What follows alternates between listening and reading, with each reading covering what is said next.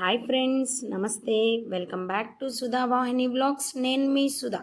రొటీన్గా చేసుకునే బిర్యానీ కాకుండా చాలా తక్కువ స్పైసెస్తో కొబ్బరన్నం ప్రిపేర్ చేసేద్దామా?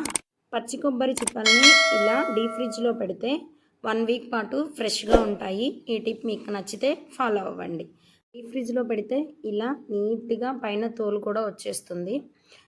ఫస్ట్ మనం కొబ్బరిని చిన్న చిన్న ముక్కలుగా కట్ చేసుకొని మిక్సీ జార్లో కొన్ని వాటర్ పోసుకొని మెత్తగా మిక్సీ పట్టుకొని వీడియోలో చూపిస్తున్న విధంగా ఒక కాటన్ క్లాత్లో మనం మిక్సీ పట్టిన కొబ్బరి పేస్ట్ వేసి వీడియోలో చూపిస్తున్న విధంగా కొబ్బరి పాలు ప్రిపేర్ చేసుకోవాలి.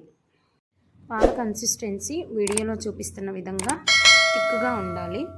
ఇప్పుడు స్టవ్ మీద ఒక మందపాటి కడాయిని పెట్టి అందులో కొంచెం ఆయిల్ వేసుకొని ఆయిల్ కొంచెం హీట్ అయిన తర్వాత పచ్చిమిర్చి చీలికలు, సన్నగా తరిగిన ఆనియన్స్ వేసి ఆనియన్స్ కొంచెం వేగిన తర్వాత అందులో చెక్క, లవంగాలు, 2 యాలకులు వేసి కాస్త ఫ్రై అయిన తర్వాత ముందుగా కడిగి నానబెట్టుకున్న బాస్మతి రైస్ వేసి ఒకసారి కలుపుకోవాలి. ఇప్పుడు ఇందులోకి మనం ముందుగా తయారు చేసుకున్న కొబ్బరి పాలు వేసి మన రుచికి సరిపడా సాల్ట్ వేసి ఒకసారి మొత్తం కలుపుకొని ఒక 15 మినిట్స్ మూత పెట్టి ఉడకనివ్వాలి. బాస్మతి రైస్కి 1:2 తీసుకోండి కొబ్బరి పాలు.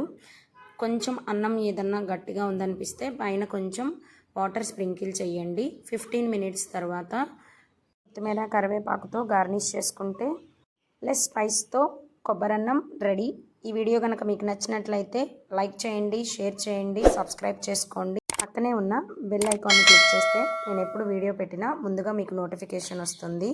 కొత్తగా చూస్తున్న వాళ్ళైతే ప్లీజ్ సబ్స్క్రైబ్ చేసుకోండి. Thanks for watching.